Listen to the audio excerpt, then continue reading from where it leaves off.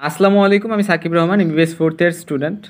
অনেক সময় এরকম হয় যে আমার ব্যাচমেট অথবা আমার জুনিয়ররা বা আমার আশেপাশের অনেককেই আমি দেখি যে তারা এরকমভাবে হাই হুতাশ করে বা এরকমভাবে ফ্রাস্ট্রেশন প্রকাশ করে যে তারা অনেক বেশি পড়াশোনা করছে, তারা অনেক জানে, অনেক পারে, বাট স্টিল পরীক্ষার আগে তারা বলতেছে যে আমার দ্বারা হবে না, আসলে আমি এটা পারবো না, এবং খুবই ভেঙে পড়ে।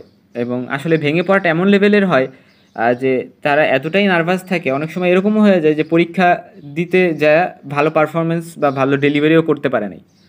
সো এই জিনিসটা এক দুজনের ক্ষেত্রে হয় এরকম না, এটা খুবই কমন একটা বিষয়। স্পেশালি মেয়েদের ক্ষেত্রে এটা বেশি হয় যে পড়াশোনা করা সত্ত্বেও সারা বছর অনেক বেশি হার্ডওয়ার্ক করা, অনেক বেশি পড়াশোনা, অনেক বেশি জানা থাকা সত্ত্বেও কিন্তু এরকম একটা ইভেন্ট ঘটে।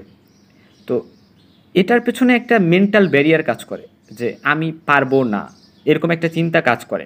কিন্তু অ্যাকচুয়ালি কিন্তু আহ, সে পারবে বা তার সে ক্যাপাসিটিটা আছে। পারবো না এটা কারা বলে? যারা হচ্ছে গিয়ে সারা বছর পড়াশোনা করে নাই, যারা মানে জাস্ট 1-2 মাস পড়াশোনা করে ভাবতেছে আমি অনেক ভালো কিছু করে ফেলবো, আমি টপার হয়ে যাব। আসলে এই জিনিসটা না তাদের ক্ষেত্রে প্রযোজ্য, যে আসলে তাদের ক্ষেত্রে এটা পসিবল হয়ে উঠবে না। কিন্তু যারা আসলে সারা বছর খুব সুন্দর করে পড়াশোনা করছে, হার্ডওয়ার্ক করছে, সব কিছু সুন্দর করে ম্যানেজ করছে, কিন্তু ওই যে একটা মেন্টাল ব্যারিয়ার তাদের মাঝে কাজ করে। সো এই ব্যারিয়ারটা নিয়ে আমি এই ভিডিওতে কথা বলতে চাচ্ছি যে অ্যাকচুয়ালি এটা কখনোই রাখা যাবে না যে আমি পারবো না।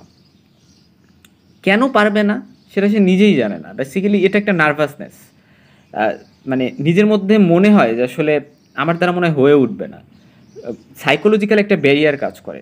সাইকোলজিক্যাল এই ব্যারিয়ারটা একটা সিভিয়ার পর্যায়ে চলে যায়। এবং আর একটা ইম্পর্ট্যান্ট কথা আমি বলি যে এই জিনিসটা না আমি আর একটা জায়গায় দেখছি যে যারা প্রাইভেট মেডিকেল কলেজে পড়ে তারাও এরকম একটা চিন্তা করে যে আচ্ছা আমি প্রাইভেট মেডিকেল কলেজে পড়ি, সো আমি যারা গভর্নমেন্ট মেডিকেল কলেজে পড়ে ওদের মতো হইতে পারবো না।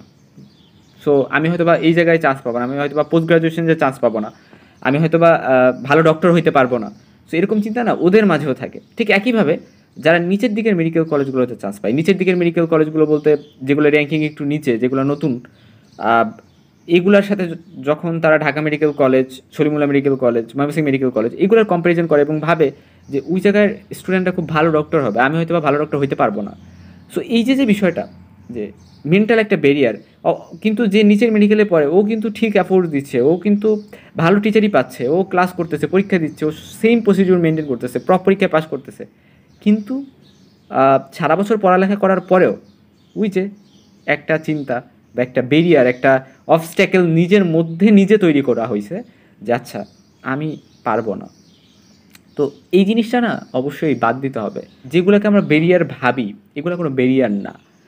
আমরা যদি হার্ডওয়ার্কটা করি, আমরা যদি রেগুলার বেসিসে পড়াশোনা করি, আমরা যদি সব কিছু ঠিকঠাক মেনটেন করে চলাফেরা করি, তাহলে আমাদের এই মেন্টাল ব্যারিয়ারটা কোনো ব্যারিয়ারই না, আমরা জাস্ট এটাকে ফ্যাব্রিকেট করি। তাই আমাদের সবার উচিত এই টাইপের চিন্তাভাবনা মাথা থেকে বাদ দেওয়ার প্ল্যান করা যে আচ্ছা নিজেকে একটু টাইম দিয়ে আমি একটু বসি, আমি একটু নিজের সাথে ডিসকাস করি যে অ্যাকচুয়ালি আমি কীভাবে এই চিন্তাটা বাদ দিব। আমার এই চিন্তা করা যাবে না, কারণ আমার দ্বারা অবশ্যই হবে, কারণ আমি তো পড়াশোনা করছি, আমি তো সারা বছর খাটতেছি, আমি ডিজার্ভ করি। এভাবে নিজেকে কনভিন্স করতে হবে, এবং ইনশাল্লাহ ভালো কিছু হবে। হ্যাঁ। সো নিজের মাইন্ডসেট কে স্ট্রং রাখতে হবে, নিজের প্রতি নিজে কনফিডেন্ট রাখতে হবে, এবং যত যা হয়ে যাক নিজের প্রতি সেলফ কনফিডেন্স হারানো যাবে না। So best of luck.